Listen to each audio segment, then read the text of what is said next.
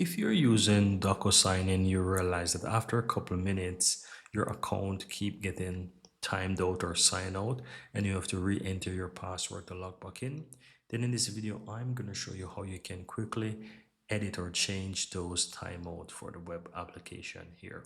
So click on admin at the top once you're signed into your account. And on the left side, you want to click on security settings. Here at the top, you will find an account security option here. And here you can see it says web app session timeout and it shows in minutes. It's currently set to 30 minutes. Mine is currently set to 30 minutes. Yours may be something less. But if I ever want to change this to, let's say, don't log me out until about an hour, I can switch this to 60 minutes, for example. You can set this up to whatever you want. I'm going to click save changes right here.